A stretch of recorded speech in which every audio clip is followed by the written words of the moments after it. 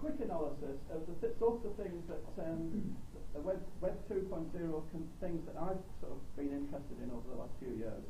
And you can have a look through, and you probably need reading glasses on to read them in the notes. But basically, lots and lots of social networks, the Plaxo Plus, the Cognitive Edge, LinkedIn, Facebook, that side of things. Lots of things with the news groups. The James Reunited, Sense News is a news group, Friends Reunited, Knowledge Board, David Gertein's forum is a very, very good collection of people connected with knowledge. Newsletters that are sent, and I still think that the newsletter is a very, very good trigger to remind you that you're part of something bigger. So Popfish, Mad About Bargains, which kind of tells you the sorts of things I'm interested in, and Money Saving Experiment, that's in saving money, and the Gertein newsletter, which reminds you you're part of something bigger. Publishing, the Twitter, the YouTubes, that sort of thing, Flickr blogs, and the interests where you can go to and store your library books or your web pointers or the musicology, the music that you're interested in and what it meant to you in the past and which record you first bought and all of those sorts of things. And you can lose yourself in these sorts of things. But it's kind of all the things that I'm chemically interested in and connected with, so that's kind of the constraints on that. And if you put if you strip out the entire Wikipedia entry for Web 2.0 and put it in this website called Wordle, it'll draw you a word diagram of all of the words as they occur within it. And I thought it was interesting in that almost all the words are technology based. It's all about applications, internet, sites, software, content, syndication, technologies. There's not an awful lot of predominance on social and the connections, and yet to me, and I think Ewan mentioned it earlier, it's not something that we kind of think. People think, oh, you're a techie if you use Facebook and LinkedIn. You couldn't be further from the truth. It's the social connections within it that's interesting, not how it works and what technology it uses. And then getting interested in the science blogs, I've been very, very interested in the idea that there are lots and lots of bloggers out there that are scientific experts that are doing research that allow you to connect to something that they're doing at the moment that's really interesting. It hasn't been published yet. It's just a thought in their mind, and you can see their thoughts coming through. And I have found that science blogs has collected a lot of them together, all the good scientists in their view, and packaged them up on science blogs.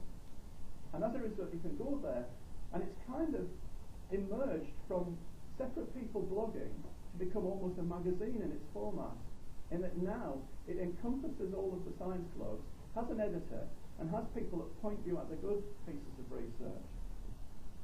And the thing I kind of like in terms of, again, the ecology, is that there was a fantastic neuroscience blog called Respectable, the Spectacle, and another one called Omni Brain. And I set these both up and started to link to them, and I found that they both ceased existence. And what had happened, and it's almost kind of like reproduction, is that the two of them had got together and formed this one of two minds. And now those two people blog together in this. Now that's almost sexual reproduction in the system, if you like, because the best of the two of their blogs are now coming together to form an even stronger, even better blog. And I just thought that's kind of that captures the livingness of Web 2.0. So blogs, I think blogs are fantastic in terms of their expert significance and importance, and it's giving you the significance of what's important that I think is critical to it, not published, and giving you the hat tips. And for about a quick time, 3 hat tips of things that I've found and I think might be interesting. Alltop.com, I think it is. It's like an RSS feed, but you don't have to set it up. You can just go there and, like teletext, you can scan through all of the interesting areas, and it'll give you, if you point to, I think it was speaking, and it'll bring up the speaking ones and show you all the blogs that are about public speaking, and then you highlight over one of them, and it pulls up a little quick summary of what people are writing on that. And I find if you've got half an hour, just to scan around it and click around it, it really gives you a taste of what's going on, what's interesting, what's important.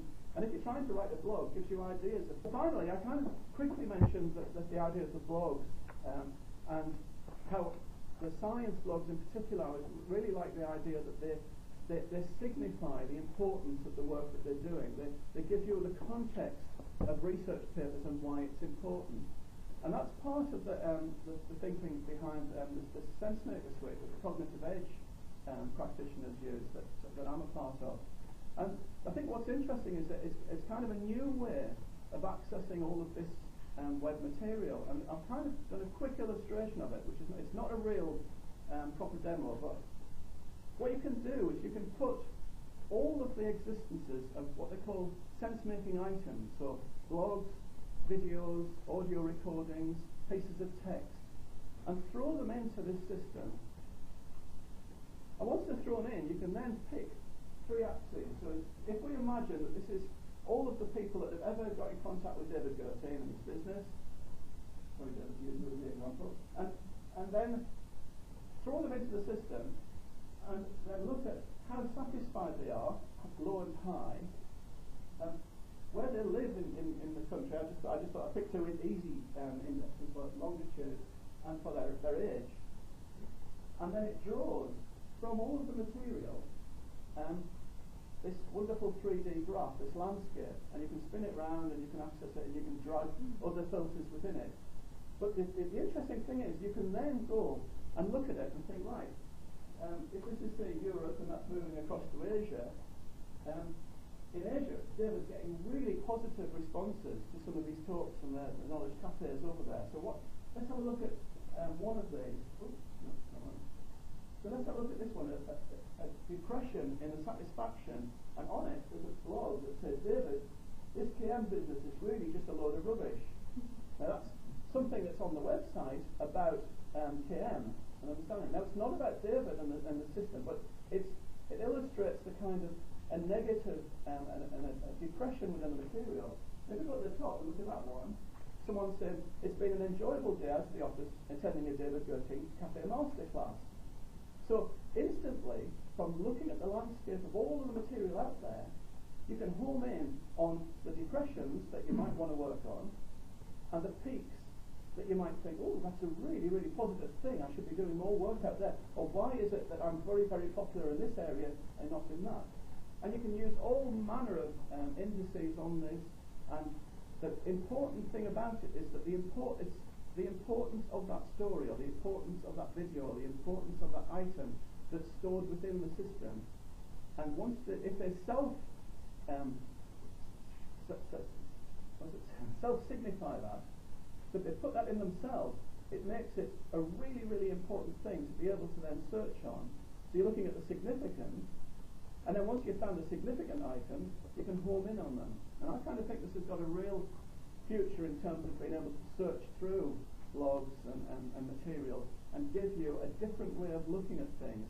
So you only need to look at the really interesting ones, or to suck the energy out of those low ones. And in this example, if we said, is this done in humour or with aggressive intent, the pink one would have been done in humour because it was just a start off to try and get people to talk about knowledge management.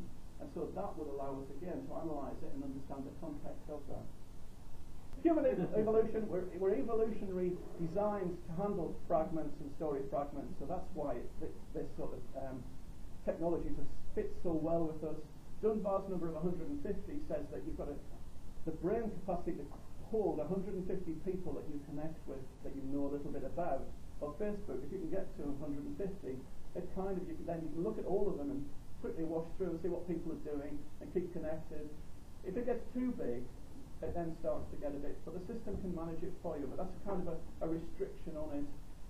The twittering and microblogging I think is fantastic for keeping an eye on people's stories, and for Kevin and Tracy, I'll be keeping an eye on see what Kevin to see if he's alright.